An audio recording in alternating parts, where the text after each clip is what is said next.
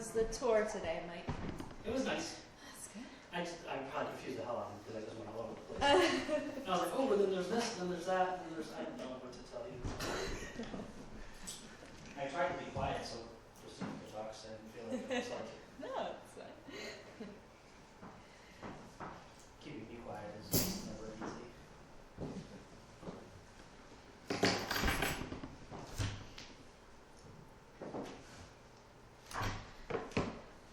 You guys want to waste some time while you're waiting? There's a book that probably no one has seen in 25 years.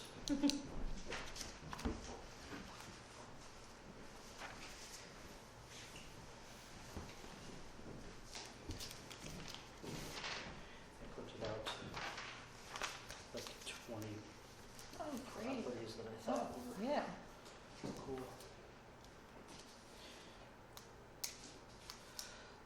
Not even half of what I could have gone. Mm-hmm.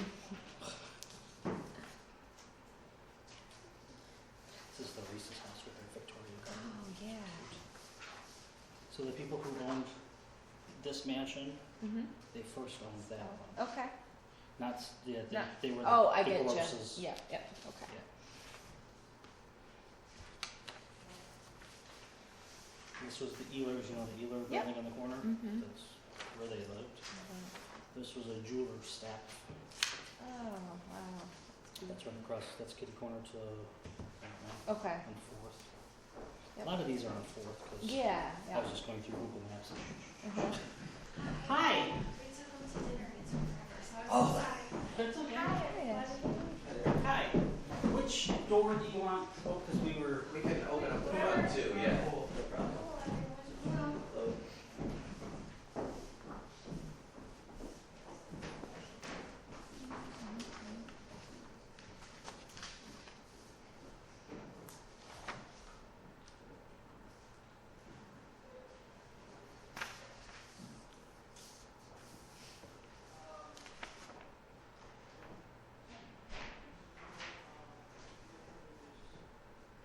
everyone. Hello. Can Gabriel use your computer? Do you need it for the internet? Yeah, Or? I need it.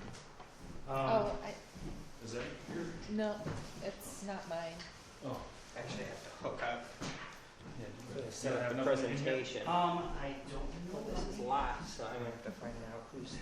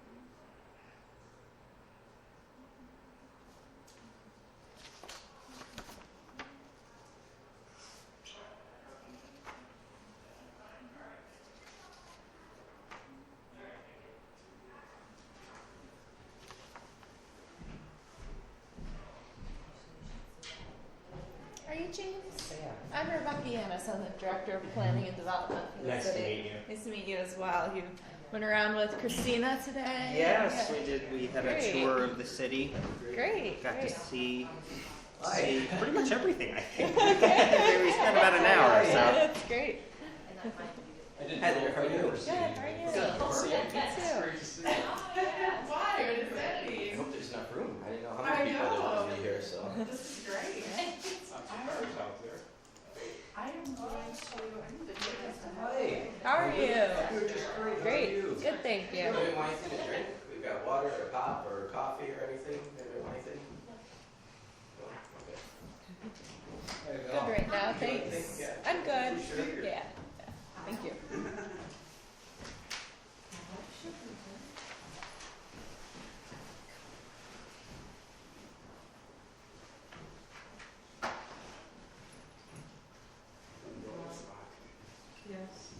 And we're all.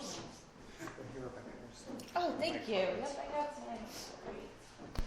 Anyone want a cup of coffee or anything? Tea?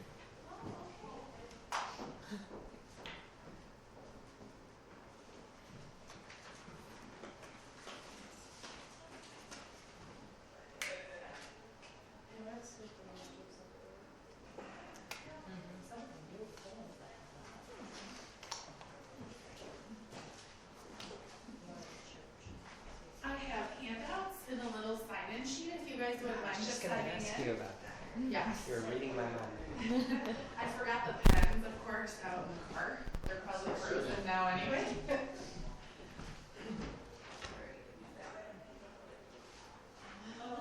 These handouts going.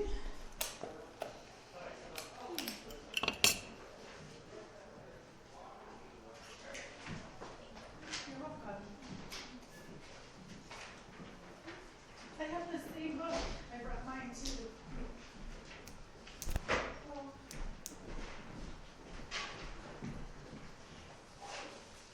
Hey Sandy, there are some, they're just Google Map pictures, but they're Oh, do we want to maybe put them on the table up there, some, if you want?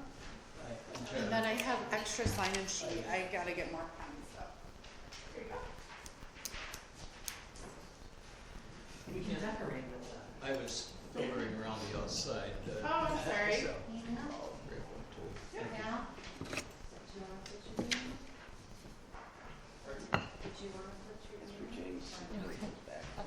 You sure don't want anything? No, I'm good. Thank you, though. I wonder where I should put email.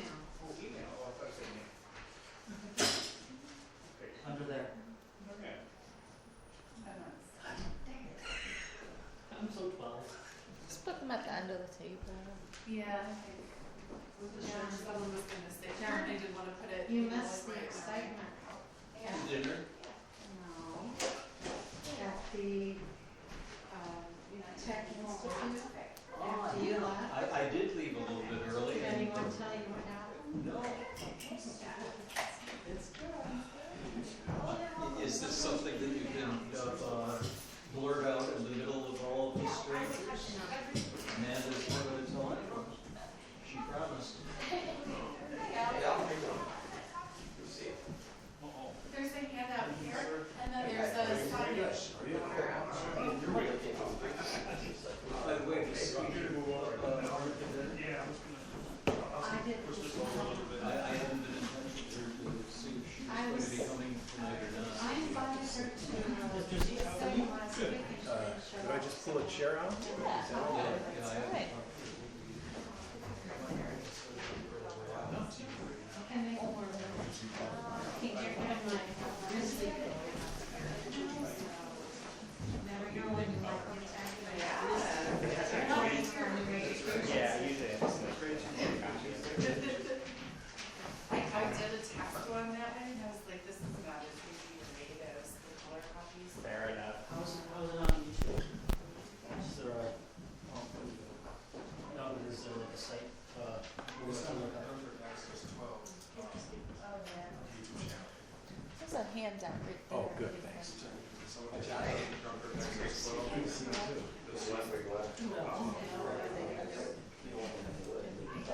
My real water. Yeah, you were trying real hard. Yeah. Are these presenter chairs, or can I sit here? You can sit wherever you want, but there is a slideshow, so you might wanna sit on the other side. And then there's a Are you handout there saving too. this space for me? You can't tell her. You tell me. Can we get the funky Sal, you can't tell her before you tell me. Okay. Yes. Oh, all right. Thank you very much. I'm a little busy, Carol didn't tell me.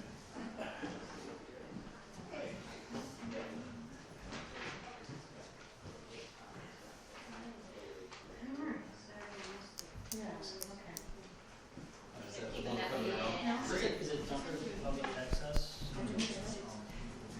Some of my letters were bound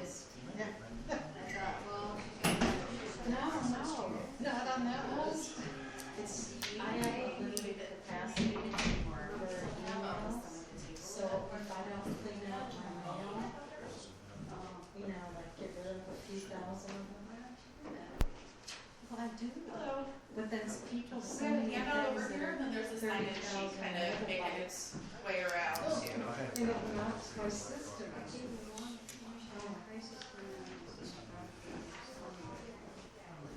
So I knew it would be something. Oh, that's cool. But I wanted to check what was just, go back to what was discussed. I went through something. And so, bend your ear a couple of things that that's really in addition, Andrew Dixon says, make sure you tell Steve I said hello. He says, and there was something else, it'll come to me. Did you see my email on Friday evening? About the grants for No. having tax grant? No. I told you that would be there, you have. I have a Friday meeting, marketing and tourism, Friday night, Okay. 6:30. Well, I don't know, I think it'll be quick, right, because you can come at 7. Send it to me again, okay? Skeeter, it was a nice article. Thank you. Yes, I'm glad they called. We're still working on it. Very much. Yeah, we're gonna keep after it. Look at all the common council members here. Do we still need some more chairs? You know, Ashley, I'm gonna.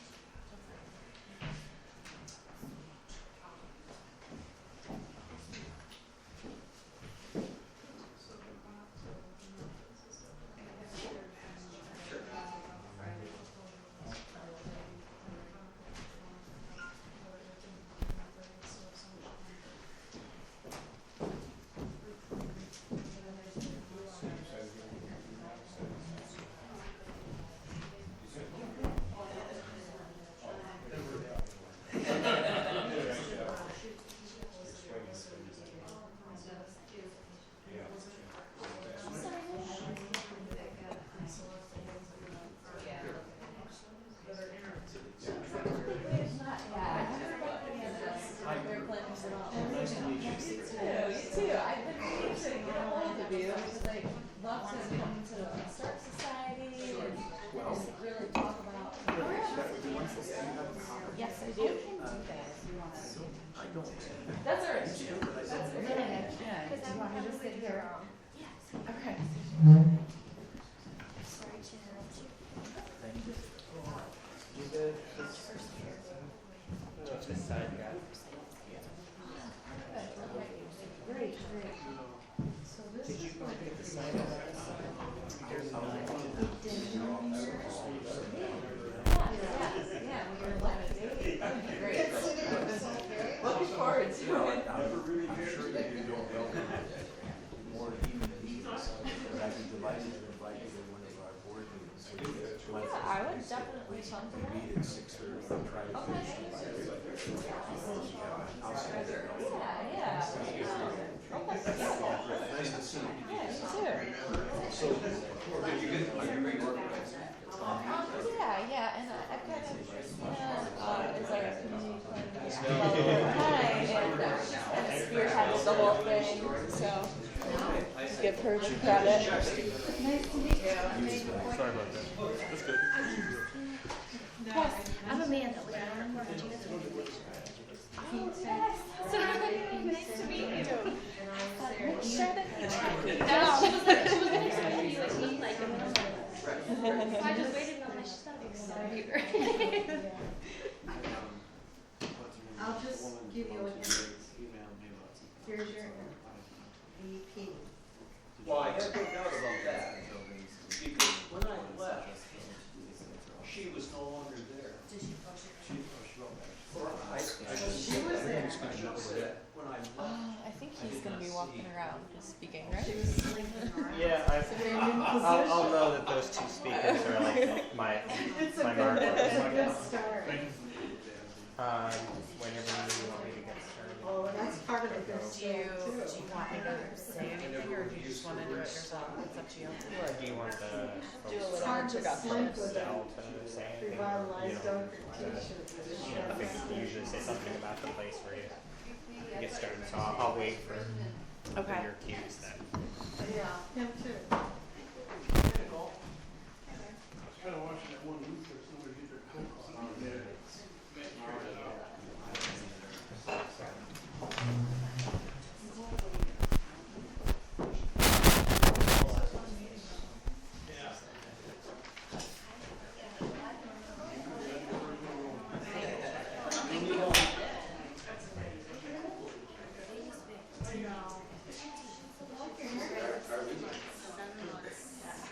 My oldest, 6 months out of the down, she had the first one. Oh, right? Mom left me a box of- On the first floor there, well, I grew up in the fourth floor. Fourth order, but my mom's got a first.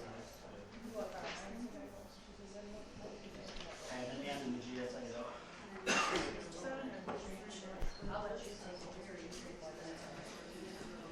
I don't think.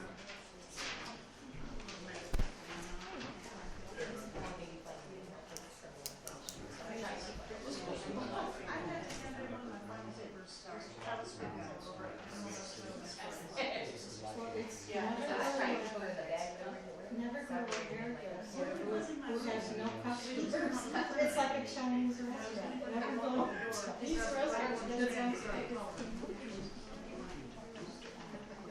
Well, you could come to just the regular meeting, but they wanted all city staff to come.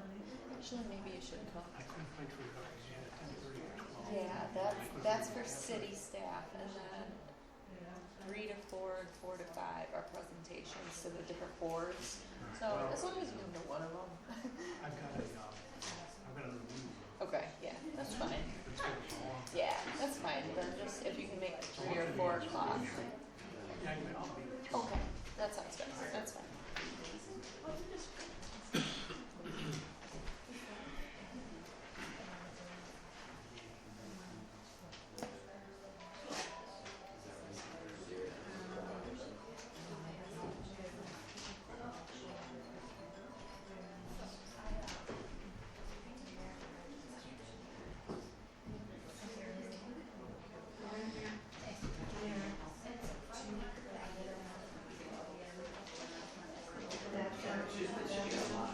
We could leave it.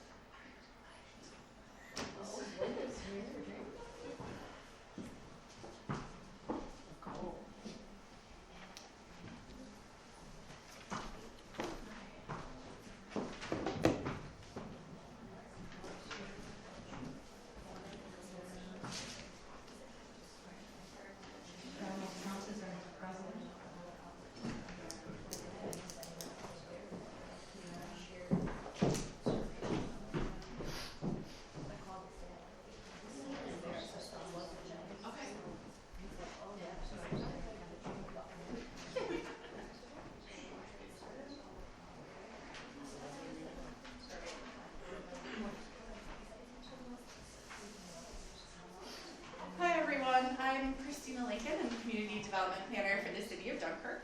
And this is James Finelli. He's with the State Historic Preservation Office, which is officially called something much longer that I will let him get into.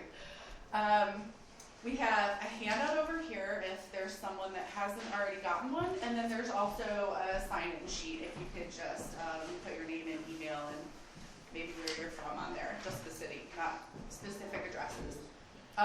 So we're here for the certified local, to learn a little bit more about the certified local government program. And James is going to get into all of the details on that, and then we'll have questions at the end. So, James Finelli. Well, hello everyone. Thank you for having me. So, to tell you a little bit about myself, I'm with the New York Historic Preservation Office, State Historic Preservation Office, known as the SHPO for short. Formally, we are the Division for Historic Preservation, and what we do is we oversee historic preservation planning and historic preservation activities throughout the state, both on behalf of the state government and on behalf of the federal government as well. And I'll talk a little bit about that, but mostly what I'm here to talk about tonight is the Certified Local Government Program, which is a federal program that's administered largely through the state government. And I'll start by giving you a little history, so that's what we're all about. The National Historic Preservation Act of 1966 is the basis for really much of the historic preservation activity of today. Obviously, historic preservation goes back quite a bit, back with places like Mount Vernon or Washington's headquarters in the Hudson Valley. But as far as historic preservation as a community planning tool, as an economic development driver, a lot of it goes back to that 1966 Act. And what that act did was it established historic preservation as official policy of the federal government, and it set up a number of things.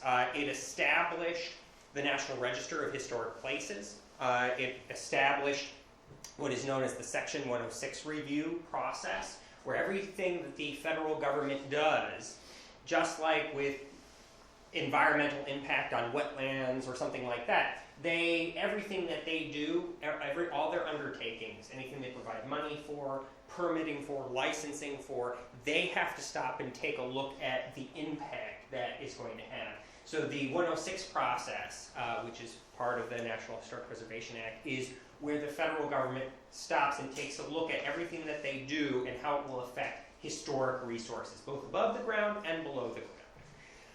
On top of that, New York State has their own version, the State Historic Preservation Act of 1980, where we basically replicate a lot of what the federal act does.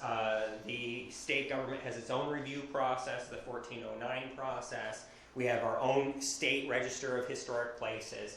And really, those two together are both administered through my office. And that involves a number of different things that we do. We review state and federal projects.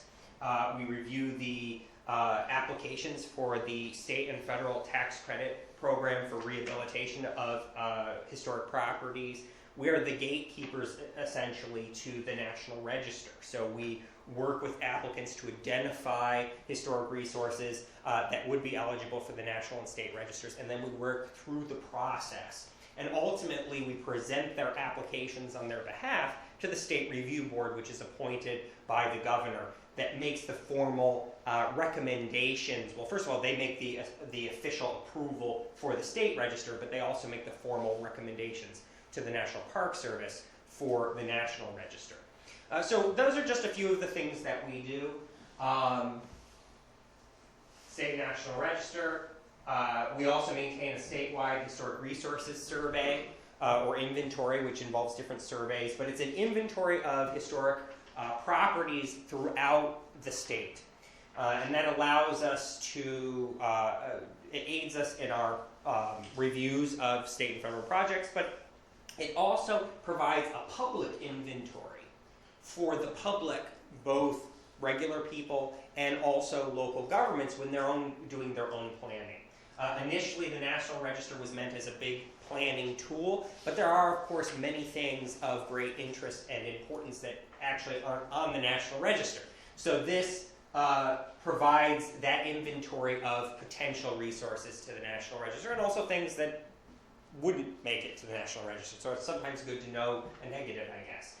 Today, it used to be you actually had to come to our offices at Peebles Island State Park. That's where our offices are, which is the former Arrow shirt factory. That was the former bleachery where they bleached those white shirts. That's where our offices are now.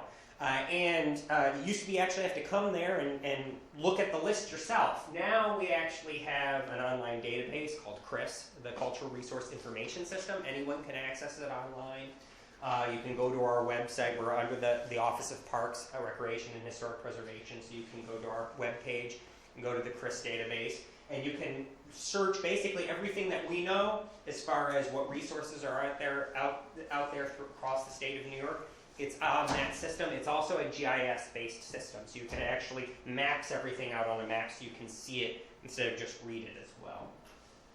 I mentioned the tax credit program. I mentioned the environmental review process. We also provide consultation as part of the seeker review process as well. And then the main reason that I'm here tonight, which is the Certified Local Government Program.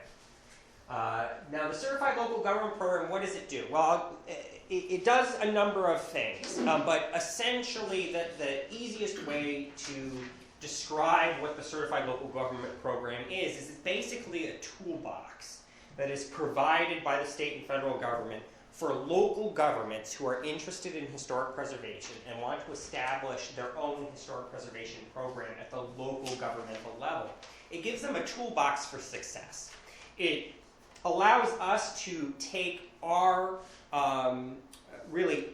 priorities for historic preservation in the state and the federal government's priorities for historic preservation nationwide and allows that to be integrated into your planning, but it also allows us to integrate your priorities into our planning as well. It provides a two-way communication between, or really a three-way communication between the federal government, the state government, and local government on what priorities are for historic preservation.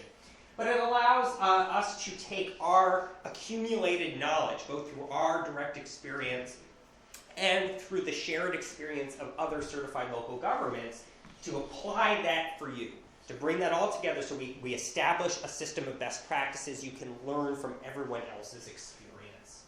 And that's through a number of things. A model law that you can use as your base for your own local law, design standards. I'll go more into detail what that entails. The other thing, and this goes a long way in helping a lot of communities, is historic preservation. A lot of it depends on knowledge. You need information. You need to know what the historic resources are, for example. That's a big thing. How do you know what to protect if you don't know what you have? And you think, well, that seems obvious, right? You know, it's that church, or it's the courthouse, or whatever it is. Yeah, but historic preservation isn't just a few flashy buildings. It sometimes is buildings that don't necessarily grab your eye as you drive by in your car. But it also is a sense of place as well.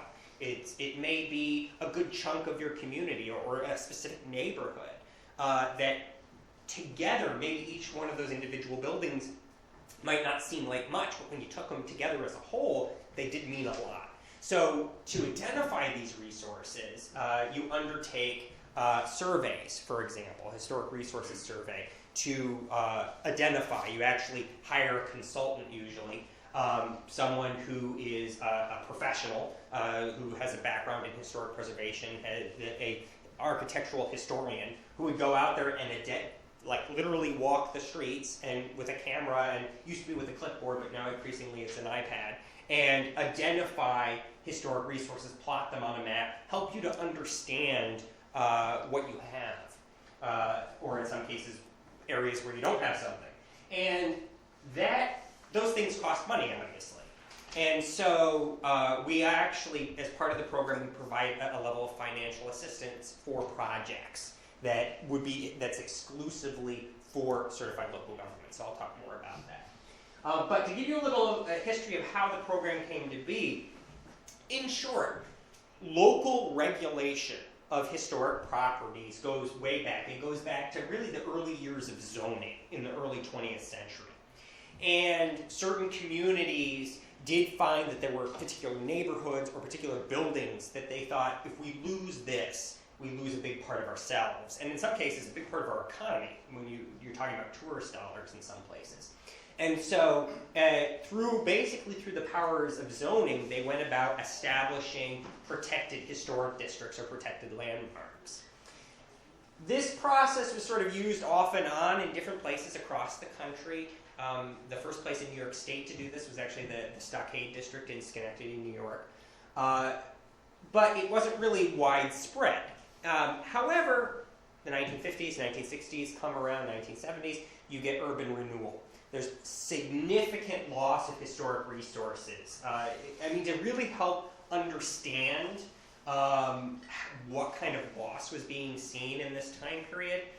During the Great Depression, as part of the Works Progress Administration, lots of people needed work. So one of the things they did was they actually hired architects and engineers to go around and document significant historic buildings to create this document of these great buildings. By the time of really the 1960s, 1970s, a significant portion, I can't remember the percentage off the top of my head, but it was something like 40% of these buildings were gone in such a very short period of time. And so people were becoming increasingly alarmed by these buildings disappearing. And so a number of things come together to bring about the Certified Local Government program, but the biggest thing that happens is the fight over Grand Central Station in New York City. Penn Station had been lost. The train company, the transportation company that owned it, decided that people aren't taking the train so much for passenger rail anymore, so we could make more money in Manhattan by building something else, so they built Madison Square Garden. A lot of people were very upset that this historic train station was lost. So in the time period between the loss of Penn and then when they started setting their sights on demolishing Grand Central, the city of New York had established a landmarks preservation law and a landmarks preservation board that reviewed changes to historic buildings or demolition permits. And they submitted a permit to the city to demolish Grand Central, and the city said, no, you can't demolish it. And this actually, they sued obviously, and it went all the way up to the Supreme Court. And basically what came out of this case was that the Supreme Court said, yes, historic preservation is a legitimate function of local government. It comes from a similar background of zoning, but basically it falls under the police power. And it is in the interest of a local community and a local government to protect historic resources for the beauty, safety, and economic development of the community. So, this triggered a whole bunch of communities saying, well, we want that. It's interesting if you look back at places like Rochester, Syracuse, Buffalo, you look at the date of the earliest date for their historic preservation laws, and it's like 1979, 1980. Like they were just waiting for the ink to dry on the Supreme Court decision. And that was great. Everyone wanted to do it. People all over the country, small villages, towns, and big cities were passing some version. The problem is there was no consistency. And so people were passing things that we actually already knew was going to get struck down by the court, or we knew wasn't strong enough to have any teeth to it. And so what the idea was is through an amendment of the National Historic Preservation Act, the federal government said, well, let's provide them the resources to do it right if they want to do it. And so that's how the CLG program came about. So there are basic requirements in order to be considered a certified local government, to be certified by the National Park Service through our recommendation. And first of all, you have to have a law. You have to establish a local law or ordinance that gives certain powers to the local government. It has to allow the local government to designate historic properties or districts as historic landmarks. And it has to have the power to protect those historic properties. So that's a bare minimum. You have to have that.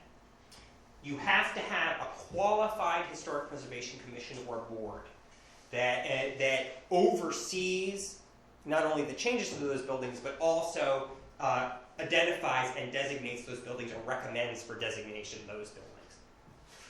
What do I mean by qualified? It can't be just, Bob is, would like to sit on a board and he's a cool guy, so we'll give him this job. They have to have a demonstrated interest in historic preservation, either usually through some sort of professional or even a volunteer background. And at bare minimum, they have to at least show an interest in learning about historic preservation. The threshold doesn't have to be held really high. Ideally, you'd like to have people you'd like to have at least one architect on your commission. You'd like to have at least one person who has a strong architectural history background or has a strong background as a historian. Sometimes you might want to have someone who's in the business of real estate, or someone who lives in a historic district or a historic landmark. So you bring certain viewpoints and certain expertise to that commission. You also have to have a system for inventory, for survey and inventory. So you can't just simply say, oh, well, everything that was built before 1850 is historic. Well, that's not how it works. You actually have to have a system where you survey these resources, you determine whether or not they retain physical integrity to that time period or to that style or whatever it is you think is important. And then you have to maintain an inventory of those resources. It can't be in the chair's head, in the chair's head, He's been there for 20 years and, he just ask him, he'll remember. You have to have documents that people can go through. It can't be in someone's head. And then you have to have public participation in the activities. Obviously, all the meetings have to be public.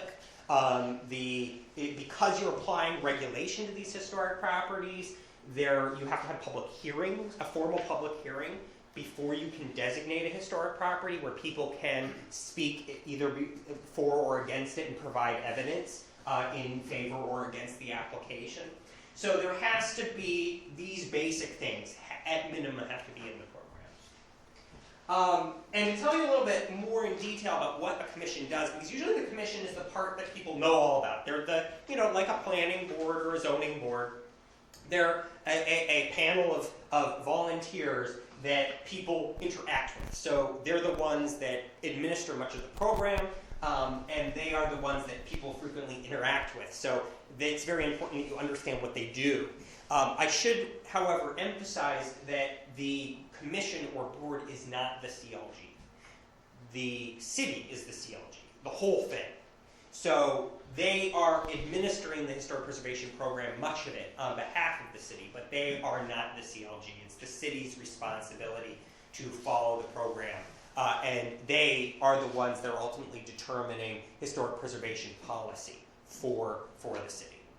So to tell you a little bit about what a commission does. So whenever you're looking at establishing protections or bringing in economic benefits for historic properties, you have to, again, know what you're trying to help. So you start out with a survey. Now, sometimes commissions will do the surveys themselves, but they're volunteers, and it's a lot of work, and you really need someone who's done this a number of times. So usually what will happen is they'll commission someone to undertake a survey. But this is the sort of stuff that the information they're gathering. So you have a couple of different layers of survey. You have what is generally known as a reconnaissance layer level survey, and then you have an intensive level survey. And they really gather different kinds of information. A reconnaissance level can take a number of different forms, but it's basically what is often referred to as a windshield survey. You kind of go out there in the car, you take a look at everything on the street, take some pictures, write some information about the different buildings, and you're just trying to get a sense of what you're looking at. There may be a level of archive work where you're trying to figure out how particular roads developed, how particular subdivisions came to be, that sort of thing. So these are actually a couple of photos from some examples of surveys. This one from Lockport, I like the map because what it does is it's showing you the boundary that they looked at. So this is the boundary of the area that they actually physically went around and looked at. And then what they did on the map is they identified individual resources that would probably either be individually eligible for the National Register or would be good candidates for local designation. And then these smaller boundaries are what we're seeing as potential historic districts, where the buildings in that particular area spoke to one another to tell a story of a particular history. And so what this does is it's simply providing you with the information. It doesn't do anything. It doesn't put any regulation on anything. It doesn't put you on the National Register. It doesn't do anything. All it does is provide information. And sometimes some cities use this just as a planning tool. When they're looking to develop certain areas or there is some sort of development that's going to happen and they want to know what to avoid, they use this to help them understand what's out there so they don't accidentally bulldoze something that they didn't Well, I didn't know that was there. You know, then they know. Then with these surveys, you usually get a annotated building list, which has a photo, gives you the address, an approximate date of its construction, and then a little history. Sometimes you get a little history, but usually it's just a general description of what the building is, its architectural style, its form, that sort of thing. And then with this particular survey, they were asked to identify whether or not it would be eligible for the National Register. So here it tells you it would be eligible under criterion C, which in the National Register it's for architectural significance. Next slide. One of the great things about the Certified Local Government program, one of the things that I really like, is the federal and state government is not telling you what your standards are. You know, we guide you in best practices, but you're the ones that are deciding what your criteria are for what's historic. So you establish at the local level your own criteria, and your commission reviews those criteria when looking at a historic property and uses their judgment to apply. So we're not telling you what's historic, and sometimes we disagree, and that's fine, because at the local level, that's your business. That's what you're deciding what's important to you. So it's a very local focused approach. Next slide. One of the great things, of course, is I think I use the example of like the church or the courthouse. There are some buildings that are just going to stick out to everyone who drives past them, or anyone who's lived in the community for any length of time just knows about. But then again, there are areas you might not have known about. Things that had an important history or rare architectural gems that you didn't know about. And so one of the great things of having the commission doing the survey process, identifying historic resources and designating them, is they're bringing these resources to people's attention. So they're bringing recognition to it. And in some communities, homeowners actually go to the commission and say, hey, I want you to designate my house because I think my house is great. You know, and they understand there's regulation attached to it, but they want that designation. They want that recognition of being a local landmark. Next slide. Now this can be some of the more controversial function of the commission, but it is why a lot of communities become CLGs. It's why a lot of communities establish historic preservation. Because if you are listed on the state national register, it's a great honor. It provides you access to, as a commercial property, the state and federal commercial historic preservation tax credit. And if it's a residential, provides you access to the residential historic preservation tax credit. Other than that, it's just a planning tool and an honor. It doesn't protect the building. A lot of people mistakenly, when there's a landmark or something important in their community they're afraid on losing, or maybe even a whole neighborhood that they're afraid on losing, they mistakenly go for National Register thinking that that's going to prevent a bulldozer or prevent negative impacts to that community. It doesn't. As far as the state and federal government is concerned, if there is a state or federal hook, there's an undertaking of some kind, it doesn't matter if it's listed. Yeah, it makes my job easier because I don't have to do research when I'm looking at it. But aside from that, it doesn't mean anything because according to the National Historic Preservation Act, in order for the resource to be considered historic, something that the federal and state governments should be concerned about, it just has to meet the qualifications. It has to be considered eligible for the National Register. It does not actually have to be listed. So there is really no protection benefit to being listed on the national and state registers. The protection comes at the local level. The city decides if they have a historic preservation law or ordinance. They're the ones that decide whether or not they're applying protective regulation. And so a lot of people are surprised to find that there are quite a number of buildings on the National Register that don't exist anymore. There's no protection for those buildings. So that's why it's very important that this is a requirement as part of our program. You, of course, are, as a city, any municipality is welcome to pass any historic preservation legislation they want. do it entirely by themselves, do it light, do it heavy, however they want to do it. That's their business. We're a home rule state. But in order to be certified, get the benefits, and to get our help with your historic preservation program, this is a bare minimum requirement. You have to have protection of historic resources and character-defining features of those historic resources. So for example, if this property owner thought, all that bracketing, the balustrade, all of that, that's too much work. I'm just going to rip it off, get some 2x4s from Walmart, from Home Depot, some pressure-treated wood. I won't have to worry about that, slap it on. Yeah, normally they would be able to do that, but that building would never be the same. And so that would be something the commission would be reviewing, is those kind of changes.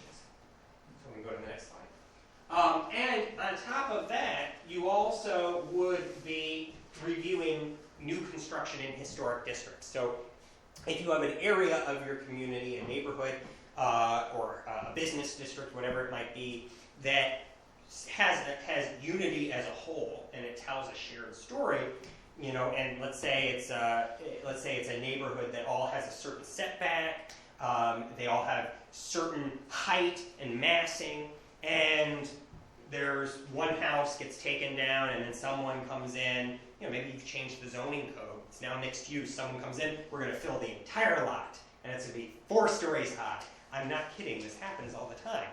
That neighborhood will never be the same now that that's happened.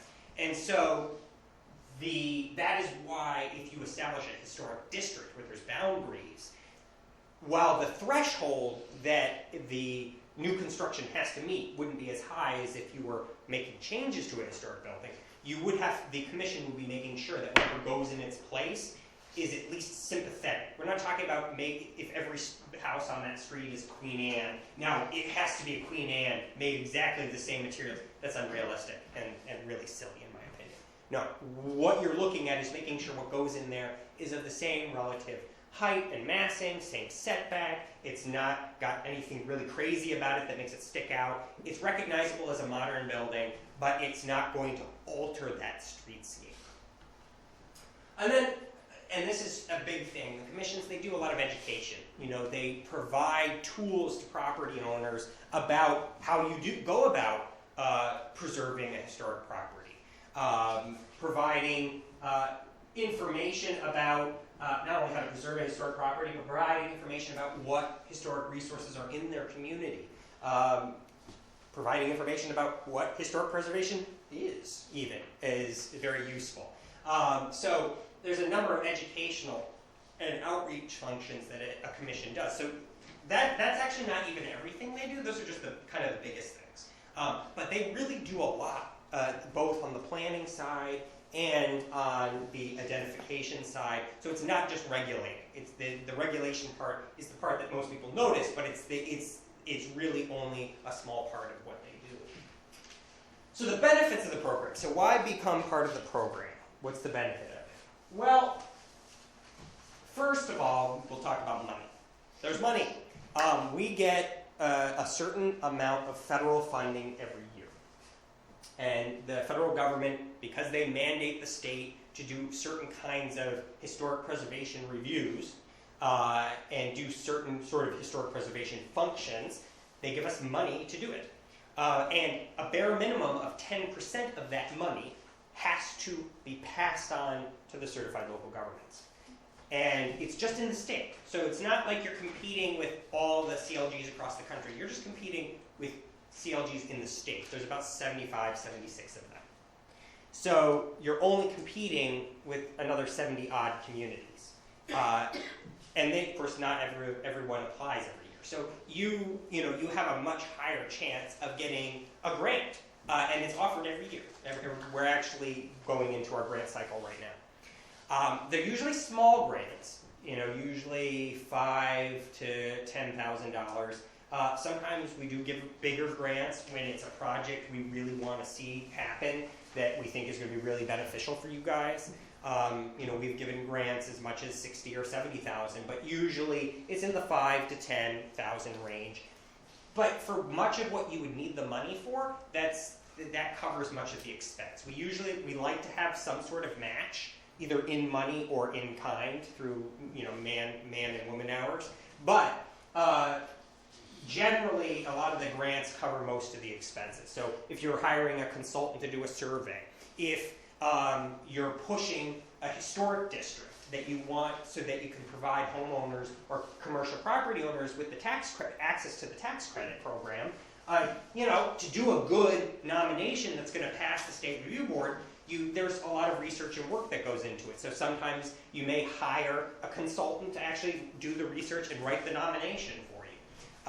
You may want to do your own design guidelines, a booklet or an online PDF or searchable document that tells property owners what sort of work to their homes is acceptable, what kind of work isn't, and gives them some baseline of architecture and the particular building typologies in your community, so that when they come before the commission, they're not coming unprepared. It helps prepare them. So that takes work. You have to hire a graphic designer, you have to hire someone who does the research and puts the materials together. So you might get a grant for something like that. So there's a whole number of things. That's just a tiny sampling, but there's a whole number of things that we do give grants for. I'll give you an example. Just last year, we gave a grant to the city of Schenectady. The Stockade District is in a severe flood zone. A lot of historic districts are. And so they paired their application to us with applications to other granting agencies to get a number of different grants that they could bring together for a massive feasibility study on what they can do going forward to protect their very flood-prone historic district. And so this is, a pretty significant project that could be used as a model for other communities. So we gave them a grant for that. I want to say it was Saratoga Springs. They applied to us to do a study on the exact economic benefits that they receive by having historic buildings in their communities from tourism dollars. So we provided funding to go towards that. So we can think very broadly on some of these activities. So they can go to a number of different functions to help benefit you guys in historic preservation. One of the other great things is technical support. It could be simply be something like, hey, the commission's reviewing this project, and this is something we've never seen before, and it's not in any of the books, and we really are not sure how to go about this.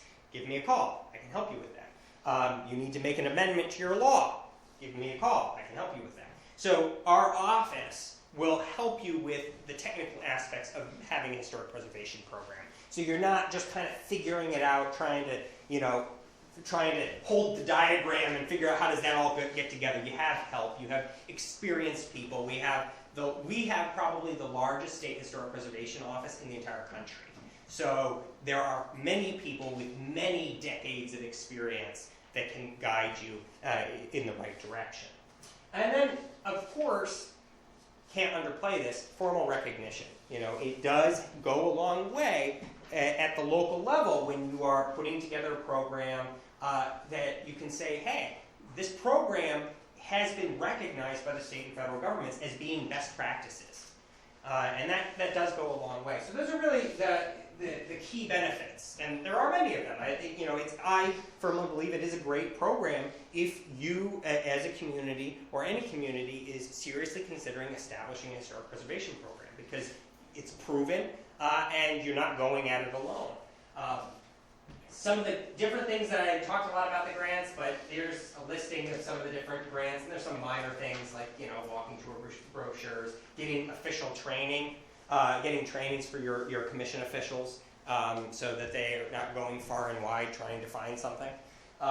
So gives you a number of things. We also funded workshops on certain things.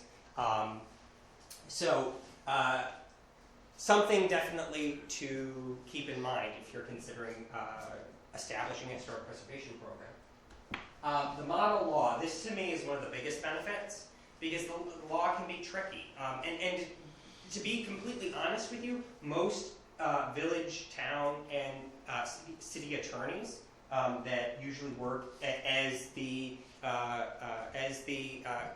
counsel for the municipality, most of them have no experience in historic preservation law. And so that's problematic, because these are the people that the city or town or village depends on to vet their laws before they go to a vote. And because most of these attorneys have no experience in the somewhat niche market of historic preservation law, they frequently really don't know what to do about it. And so we have a model law. It's a model law that first of all, has a proven track record. The original model law goes back to the 80s. So it's had a lot of years to get knocked around and figure out what works and what doesn't. But it's also been vetted by the New York State Department of State. So, the agency that oversees laws has vetted this thing. So they're okay with it.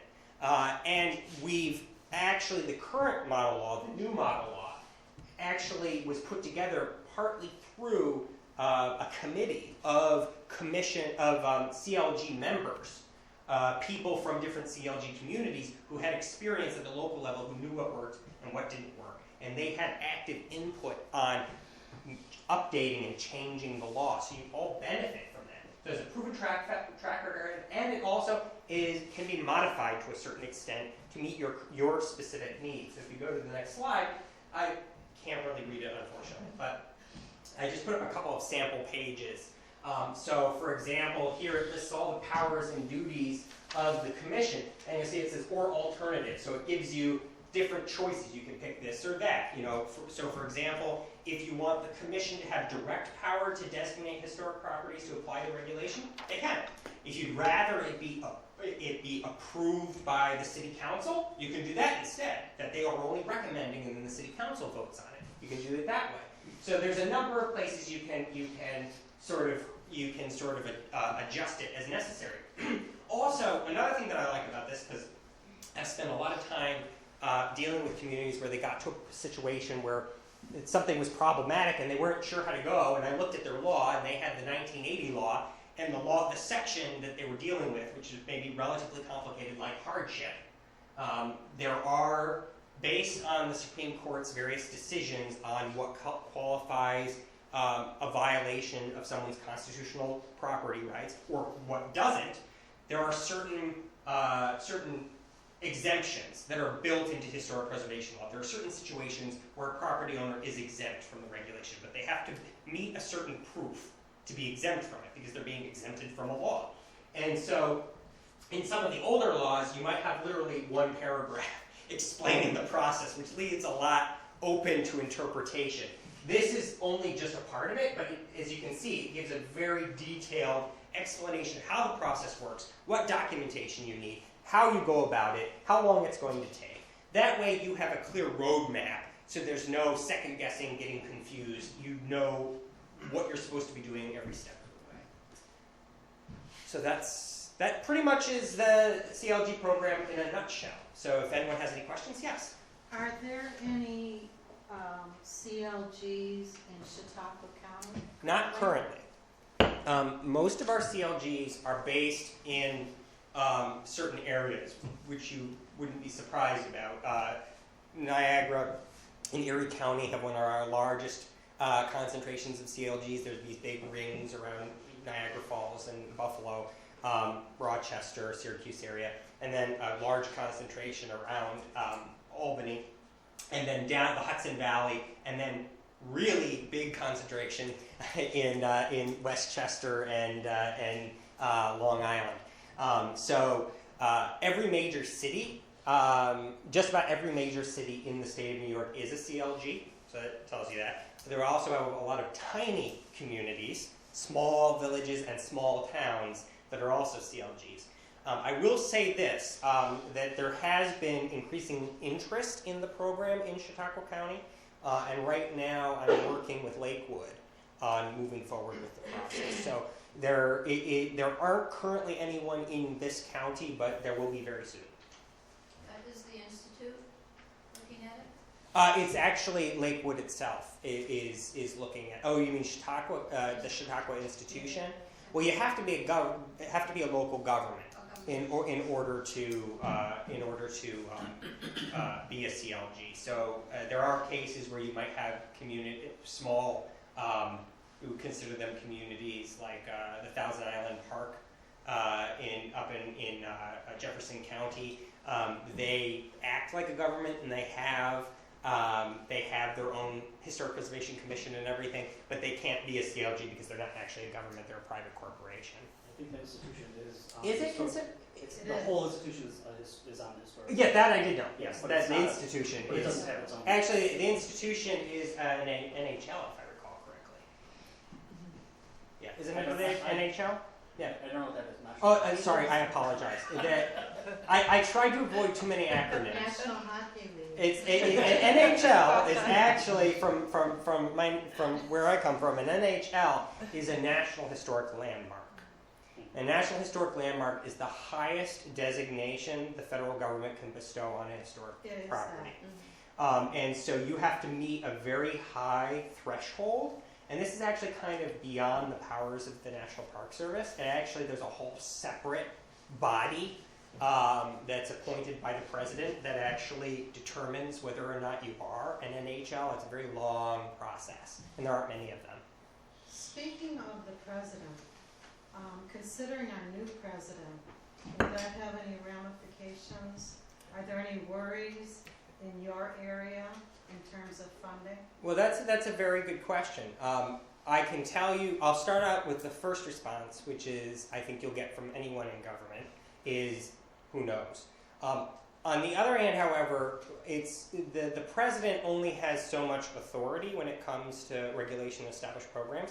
Most of that power belongs to Congress. Now, Congress has debated in the past, and there are certain plans on the table that are bipartisan, so it's not one party, to reform the tax code. And there is concern that the commercial tax credit will go away in the name of simplifying the tax code. That obviously is something we're concerned about, and actually as a state, up to the highest levels of government, they're concerned about, because it's a massive economic driver in upstate New York. We're one of the biggest utilizers of the historic rehabilitation tax credit for commercial properties. I can tell you that the New York State commercial tax credit, so the way the tax credit works is you have a 20% credit on the cost of your project for the federal level, and then you have a 20% credit for the same thing at the state level. So in effect, you get 40% credit back. And that the state credit is contingent on the federal. So if the federal law went away, the state law would immediately go away. It immediately goes inactive because it only exists to supplement that one. That said, the residential tax credit, which is a state credit only for residential properties, is not contingent on any federal action. And there's no reason to believe that the state would seek to repeal that just because the loss of the federal. Now, as far as grant funding comes from a very specific source. It actually comes from the licenses the federal government grants for offshore drilling of oil. So it's mitigation. They assume there's a certain environmental impact that comes from oil drilling. So the mitigation for the impact is that there's the funding that goes to those licenses has to go to environmental, which historic preservation is considered part of environmental, has to go to environmental mitigation. So that's where the funding comes from. It's interesting. So that's why. So it's unlikely that would go away. Is it 20% for residential as well? It is 20% for residential. Now, for residential, there are some thresholds.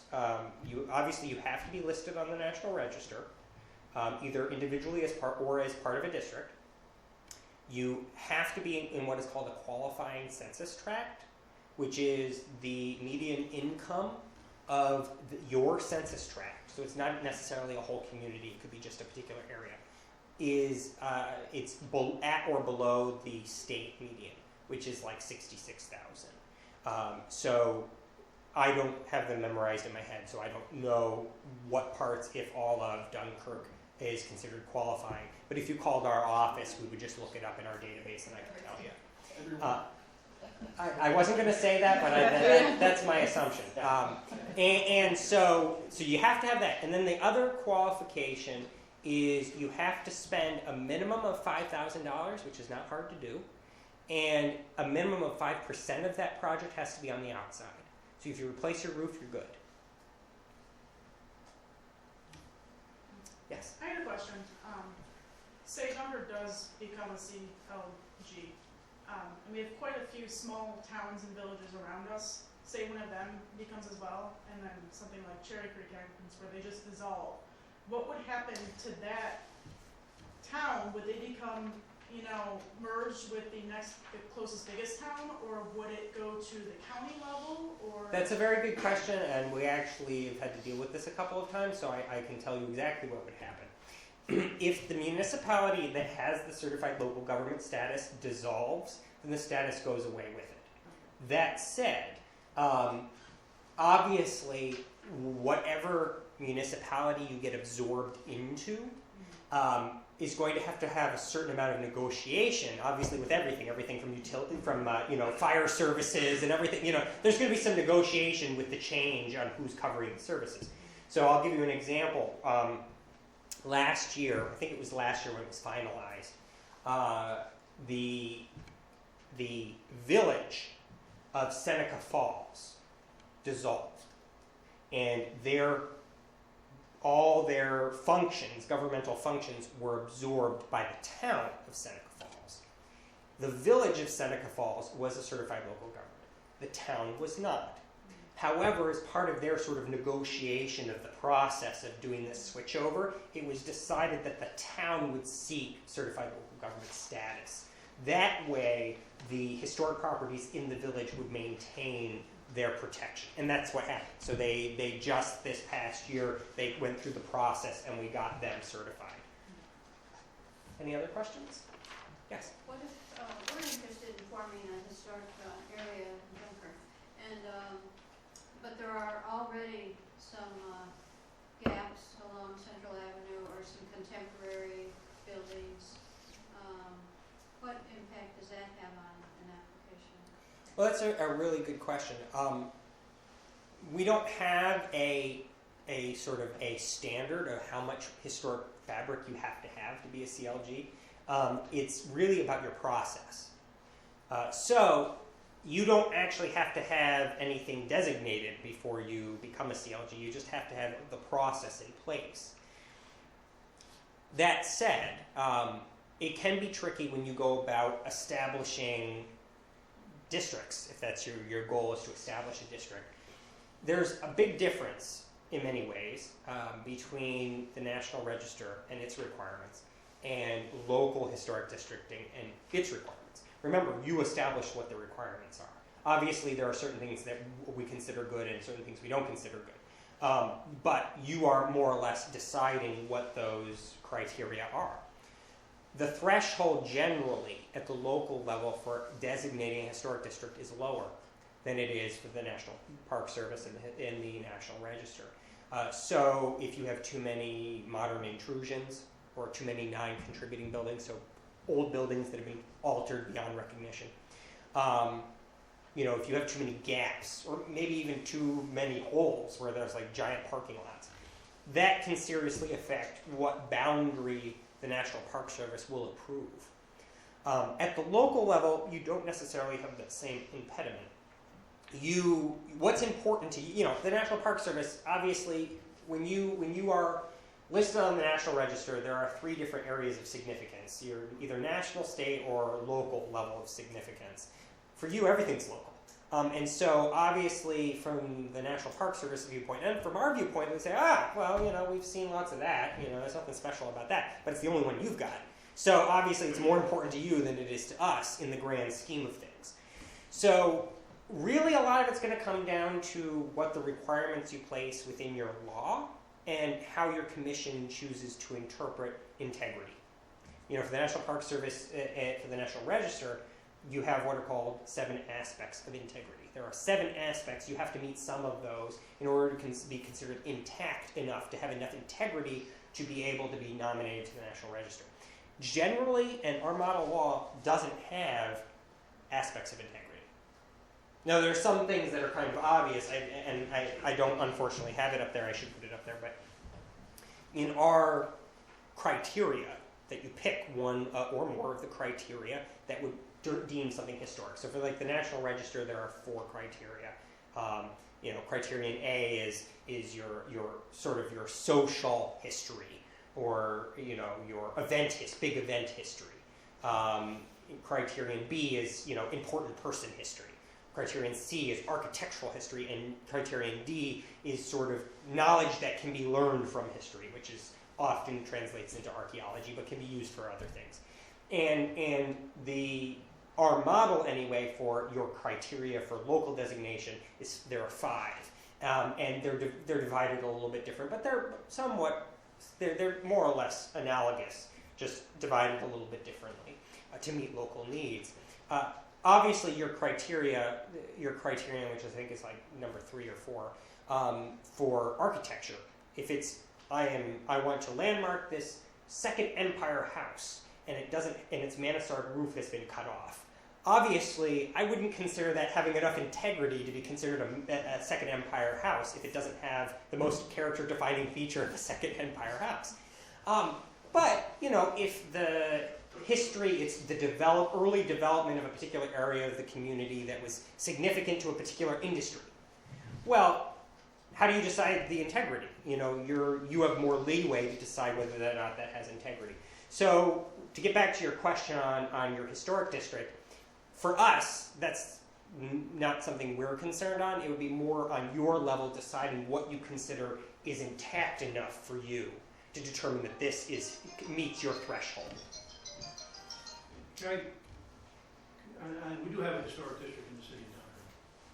Is that the same district, or could it be the same, or would you outline a different district for the CLG?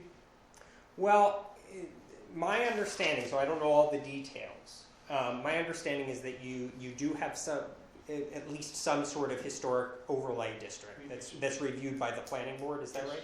Okay, so this is an example of and I'm going to guess your law probably dates to the 70s or 80s. It dates to 1995. Or 95, that was another peak period. But this is an example of a lot of communities sort of doing a little preservation light, and some communities chose to do that. But the issue here is that under your new law, what you would have to do is, under the new law, have to redesignate it. Unless I would have to see what the text of your old law was and what's on the books. It's possible if in your old law you went through a process of a public hearing and there was a resolution by the city council and that there was a record saying exactly what the boundaries of this district is. I could see that being translated. Well, this was actually done with the zoning code. It was actually done by a professional firm, recommended and went through all those resolutions on that for the entire zoning code. See, So then my question was, can you designate? Once you do your surveys, your buildings or your areas, can you still have your historic trust overlay district and a separate district for the CLG? Well, it's for you. It's the thing is that the CLG status. Just to be clear, the CLG status is more or less a stamp of approval by our office and by the National Park Service that provides you with tools for success. You, as far from a legal point of view, and the way the law in the state works, because it's a home rule state, it's all on you guys. So it's your law, you administer it. We don't come in and tell you what to do. We offer our advice when it's necessary and when you seek it, but that's different. So if you have a district and it's something that would hold up under the new law, then it could be just translatable. However, if the new law comes in, that means you're going to have to alter existing language in your code, then the code that brought that district into existence would disappear. And so that may require a new designation, as if you were changing the zoning. So you wouldn't have two separate districts? No. You wouldn't have multiple layers or anything like that. Now, you could create separate districts, like, if you had one neighborhood here and another neighborhood over here, but that's different. Now, let's say we have a building that's outside of the district, Mhm. but the community feels that, and maybe it won't be on the register or anything, but it feels it ought to be preserved. What avenue does a local? You would individually landmark it. So there are how you choose to go about creating historic districts or landmarks really depends on the resources you have and what you as a community are concerned about. So if there are a bunch of scattered buildings of significance, you're like, I really care about those ones, then you could individually landmark them because by themselves they're important. But if you have a particular avenue or a particular development area that's valuable as a whole, but the buildings by themselves might not necessarily be important, or they might all be individually eligible, but as a group they're really very special, then you create a boundary. So it depends, what you do, whether it's a district or an individual landmark, it's based on the resources that you have and what your priorities are as a community. When you get into, when the community accepts the law or the, and is there a transition period? Or do you have to put a moratorium on construction that goes on while you're developing this law? I'm glad you asked that question. Generally, and this is what all good historic preservation laws should have, has a provision for work moratorium.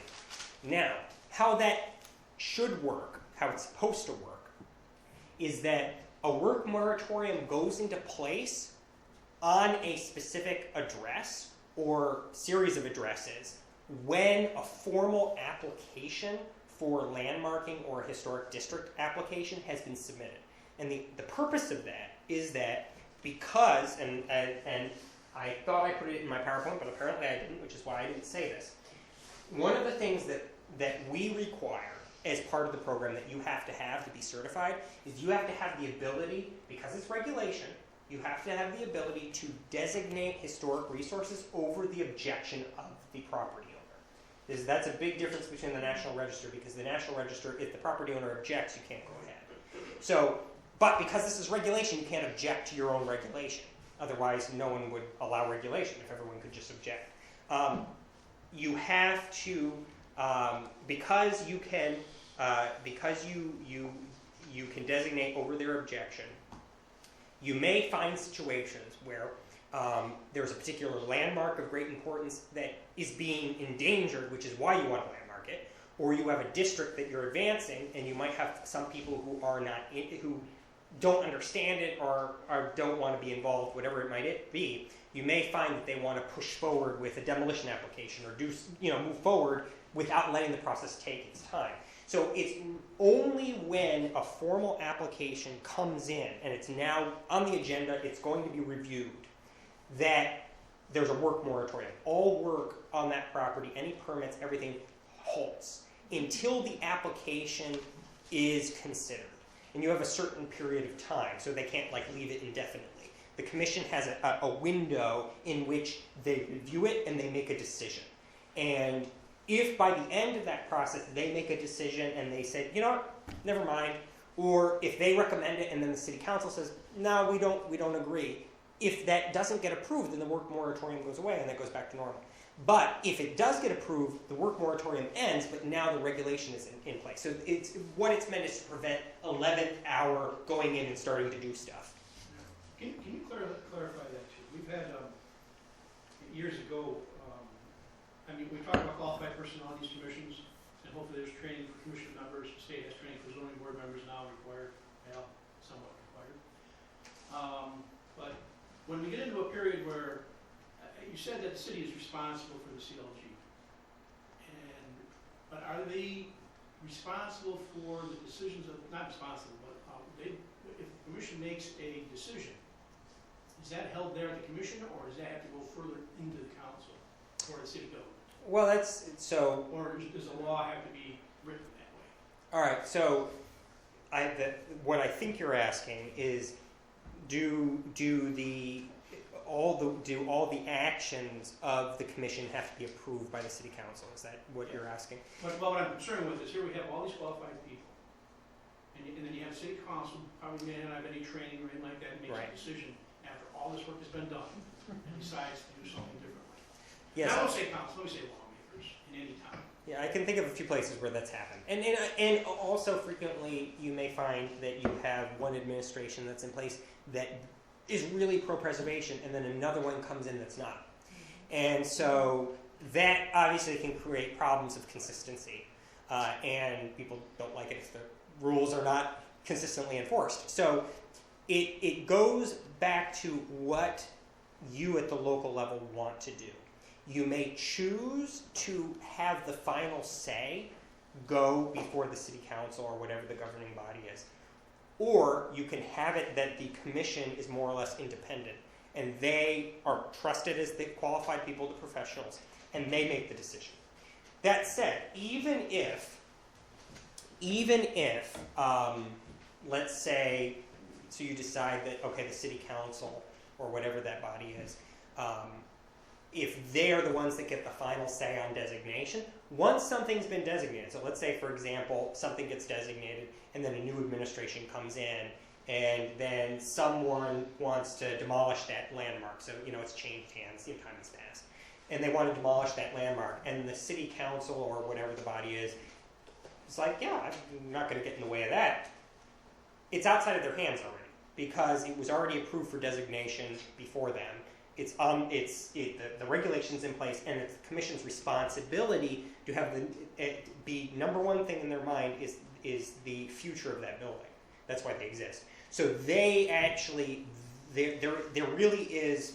You can build into the law an appeal to the decisions of the commission. So, but I don't think you would have to have an appeal process no matter what. But usually, so it depends. I mean, this is getting really deep into the weeds, but basically, there are different ways of going about it, of how you do the appeal process. But generally speaking, if the commission disapproves an application for an exterior change or demolition, then it's done. And that, if the depending on what the process is, there's a process in place that allows an appeal, but that really the appeal process, whether it's done by the city council or done by a court, that whatever that is, they're just reviewing process. They're not second guessing the decision. They're just making sure that they did everything according to the law. I just got two other quick questions, if you don't mind. Sure. So we have a homeowner, he's in the historic district, and he's got to make some renovations to his house. Limited funding. Is there grant money available through any source? I mean, the grant money that's available here is for getting the program up and running and doing the Right. surveys and all that. All grant money that comes through the CLG program has to be for the good of everyone. Right, so is there, do you know any, are there any, do communities have other grants? So there's a few different things. I mean, some communities establish specific historic preservation grants at the local level. Like, I'll give you an example. Some communities that get casino money, that's one example. If they have a funding source that they get money that might not normally have, they can use some of that money towards a specific fund, and some communities do. Outside of that, I mean, obviously, if you get listed on the National Register, which is, of course, entirely separate from certified local government, but obviously, if you get listed on the National Register and you meet all those thresholds I mentioned already, you can get that credit towards the investment on your project, obviously. There also is another thing you can do. There's a local law that can be passed, which is known as the Ithaca Law, which, because they're the ones who innovated it. And basically what it is if you have someone who wants to invest in a property, and it doesn't have to be commercial, it can be residential. But when I say invest, I mean actually putting work into their property. And it's work that's substantial enough that could alter their tax value of the property. Then what you can do is you pass the Ithaca Law at the local level. And what happens is if that person who owns that property is a local landmark or part of a local historic district, and they get their work approved beforehand by the commission, then they can get an abatement on their taxes. So what happens is, I'll give you an example. Let's say you had someone who took a property that was really in rough shape, and because of its being in really rough shape, at a really low property value, so they paid low taxes.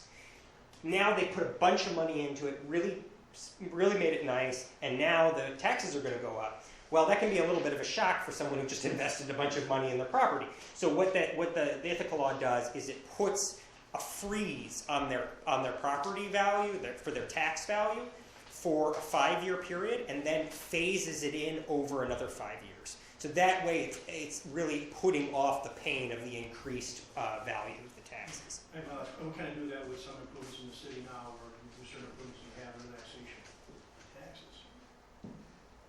The state is pushing solar panels, not solar panels, solar power. Mm-hmm. And do you have any opinion on how that's going to work for roofs Yeah. Oh, yeah. No. This is a big enough issue that the National Park Service has released specific guidelines on how to deal with solar panels on historic houses. I definitely can provide you with resources, and the commission with resources. Okay, no, but put it briefly. Basically, as long as the panels do not damage the building and do not obstruct any character-defining features, it's fine. The issue is usually you get in the way is where people want to put the panel where the sun is, and frequently that means they want to slap it on the front of the building. So usually what happens is if it's like on a flat roof, you put it on the top, or if it's a rear roof, you put it on the back. You want to put it in a place where it's not easily viewable. Well, normally they want to put it on the south side. But what they're developing now is, what I was concerned with is, when we get into shingles and cedar shingles, I know what you're talking about. These are now developing shingles. Yes, and that's a new thing. I would say that falls into the argument over replacement materials, which is with the basic argument over replacement materials, and I do whole trainings on this, but the basic thing on replacement materials is that whatever you replace should have the appearance, profile, the basic texture of whatever you removed. And so it'd be awesome if they could make, solar shingles that look like slate, but, maybe they will, and maybe we'll be approving those. But that's, some companies that are already starting. I know they're working in that direction. I haven't seen a sample yet, but I look forward to it. I have seen some shingles. It's pretty cool. So does anyone else have any questions? I guess. My business is right now is foreclosure in the area, and I'm worried about being in Dunkirk and not having, people with median incomes for the area. What if the area that their house is in has become a historic area? Mm-hmm. So they get all these regulations in place, and they meet some of the hardship criteria, but a lot of 3 out of 4, and you need 4 to qualify. If they need to replace the roof and they need to do it cheap, are they going to be able to do that without potentially having to spend money and then being in threat of going into foreclosure because they're doing general maintenance on the building that you guys are trying to I'm glad you asked that question. save? So there are a number of things. First of all, when it comes to economics, it's a case-by-case basis. The cost of the project, what needs to be done, is going to vary by the project. So for example, I'll use the Second Empire house again because this is a very distinct style, is if you had a Second Empire house that had a slate roof, slate roofs are character defining of that period of house or that style of house. Obviously, you wouldn't want them to replace slate with a metal roof or asphalt shingles because now you've really ruined the understanding, the reading of that historic building. However, if it already had asphalt shingles when it was designated, you can't make them go back to slate even when they have to replace the asphalt shingles. You have a level of review over what they can replace it with, but you can't make them go back. This is a very important thing, and I'm glad you asked this. Historic preservation, one of the big misunderstandings of historic preservation is that you're going to make me turn my house into a museum. You're going to turn back the clock. No. Preserve. That's the key phrase. You're trying to keep what you got. And so there is no requirement, there will never be a requirement to go back to something that's already gone. Now the issue here is with something like slate. That's a difficult thing. Slate roofs are expensive, and once they start to wear out, they wear out. And so that's a point where the commission would hopefully have a discussion amongst themselves, but also have a discussion with the property owner about alternatives. And one thing that one of my colleagues said that I really like, she said that when you're looking at alternatives, cheaper alternatives, there's two things you want to remember. Always replace a quality material with a quality material. And two, if the one thing you're replacing is the one most important thing about that building, so if the roof is the only thing that's important about that building, you want to be more concerned about that. However, if it's like the 10th thing about that building, then that falls lower down on the list. But to get to specifically to economics, there is, and I had it at the last slide. It's difficult to read. I'll have to blow that up even bigger. But on the last slide, it has the page that deals with hardship, and this actually is referring to demolition, which is a bigger thing. But when we're talking about like necessary work on the property, there is first of all a certain threshold you have to meet for economics. It's not as extreme for demolition because demolition is irreversible. But that basically more or less, all the law asks and all historic preservation asks is that you provide legitimate evidence that you cannot possibly afford the cost of doing the work the way they want you to do it, and that if you can't, and if you don't do the work the way you want to do it, that you cannot live in that house. And so obviously that if you establish that, then that's enough for that test. Now, of course, the commission decides on how far they apply that, but that's the basic standard. The point here is that the basic test here is that you need to prove that the hardship is been established by the regulation. That you have that hardship because of a specific nature of that regulation.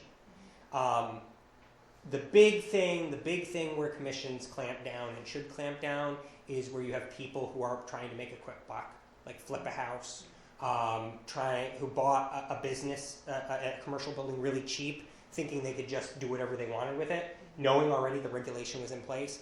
That's the real thing where they clamp down, because that's obviously they're trying to make the most money. When you're dealing with someone who's like, literally, I can't, stop the water leaking in because I don't have 2 pennies to rub together. That's a little bit of a different issue. So when the law is applied appropriately, and that's one of the reasons why the program exists, is to help local communities to know how to apply the law appropriately, then you shouldn't have those kind of problems.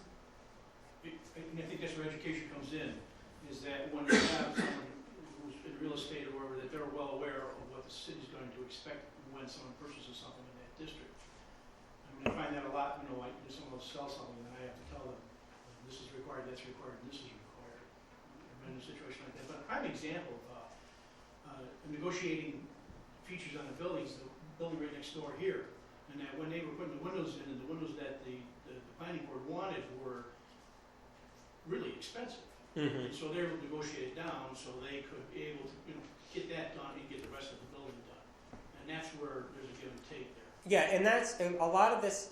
So there's several different things that go along with this. A lot of the conflict and debate that happens when you're dealing with rehabilitation work, whether it be windows is often the big flashpoint, but windows or porch columns or supports or something like that. Frequently, the property owner is either only repeating what the manufacturer told them, or a contractor who wants, they want you to hire them, so they're only repeating what the contractor said, or they're trying to do it as cheaply as possible. And so the much of the battle, if you want to put it that way, comes to helping people, is through education. Helping people understand, no, actually, doing Home Depot replacement windows is not a good investment, and it actually has been shown to hurt property value. Beyond the fact is it doesn't do what you want it to do. It's not going to save you energy because it's not fit for your window size. It's going to break after 20 years, and unlike a historic window, if you break one pane, you just pop in a new one. You break that, the whole thing goes. So you present that information, you help the property owner understand that, yeah, you might be spending X right here, but in the long run, if you do it this way, you're going to be saving a lot more money. The other thing is also, helping people understand. I'll give you a good example. One commission chair told me a story I liked. He said there was a woman who had this beautiful shingle house, and she wanted to vinyl side it. And he was like, your house is beautiful. Why would you want to do that? And she, they went back and forth, and she's, and finally he got it out of her that the reason she wanted to put vinyl siding on the house was because she didn't want to deal with the cost of painting. And he said, well, how long have you lived there? 12 years. When was the last time you painted it? I've never painted it. Come back with a quote for painting. She found out it was cheaper to get it painted than to put the vinyl siding on. And so, it depends. I mean, that's one situation. But it's a lot of it ends up having to do with information and with education about what are your goals, what are you trying to achieve, and what is the most both economically feasible way, but also the most historic preservation way of doing it. What's the best way to preserve those materials? And often keeping what you have and just making it better is often cheaper than replacing everything. So, but that gets back to the level of judgment that a commission needs to exercise in knowing what the boundary is and knowing, okay, because it goes back to what I mentioned before about, if the roof is the only thing that's important about the building, you better be really concerned about it. But if it's the 10th thing, you've got a lot more wiggle room. So it goes back to what we were talking about. It's a case-by-case basis, which is, again, why, doing this program is so good, because you're not doing it by yourself. You get trainings, we provide you with resources, we offer you guidance so that you know how to do this without, kind of trying to figure it out along the way. I think when you write a law like that, and similar to what the state code does, the state code will require this particular thing to be done, but if you can't do it, then you have to provide us something else. Just because you can't do it means you just can't do it. It's not going to get done. So we still has some avenue of being able to get something done. Yeah. Now, well, here's the other thing I want to point out is that with historic preservation, people often only hear about like the one time there's a problem. Mm-hmm. The vast majority of times, there's never a problem. I mean, the vast majority of applications that for exterior changes that a commission will review, they will have no problem with, or only a minor change. It might be a minor design thing, or well, can you use this material instead of that one? Minor thing. Doesn't change really the cost of the project. Sometimes might even be cheaper that way. But it's the few cases where that it's a big thing that people remember. So really, you might even go years without having a significant problem. Any other questions? All right, well, thank you for having me. If anyone wants to come up and talk to me, one-on-one, I'm not disappearing right away. So, but thank you for coming today. Thank you.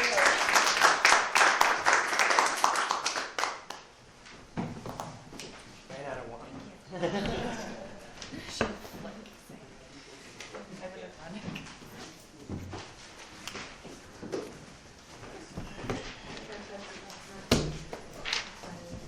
Thank you so much, sir. It's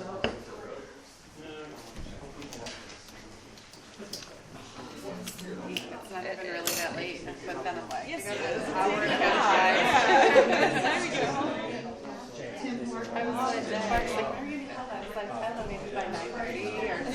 And she goes, oh, it is late. Like, he thought it was kidding. It was gonna be late. And then, that's serious. Yeah, that's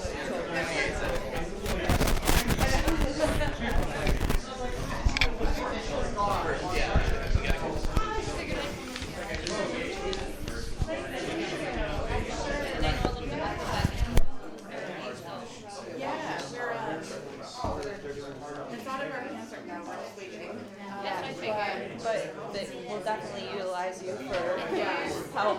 Definitely.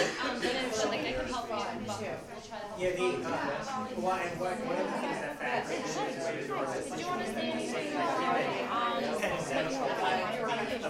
gonna direct it to Christina. I'm letting her kind of take the lead on this. So yeah, all right. Let her get some. All right, and you have your picture on the front page of the paper this week, so well, and thank you for sending that over. Yeah, of course. Yeah, we thought it was a important thing.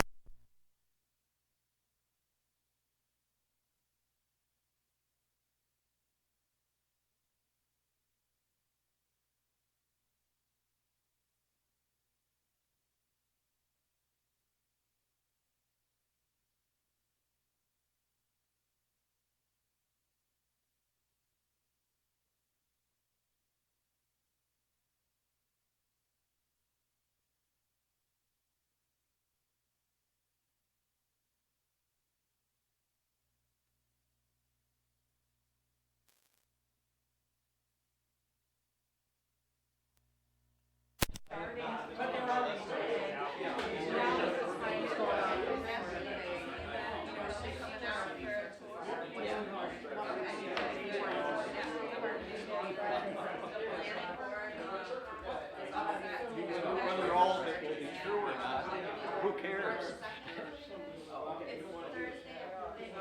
Nice to meet you. You too.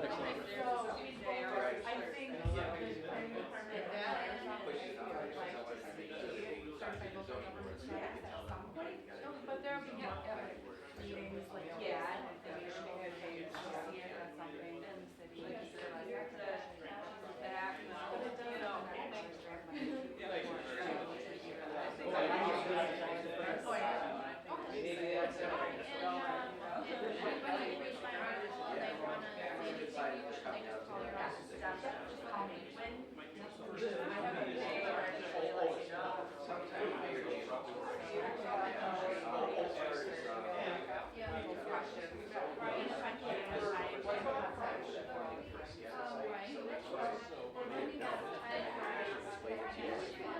Yes, I saw the, and I did respond to that.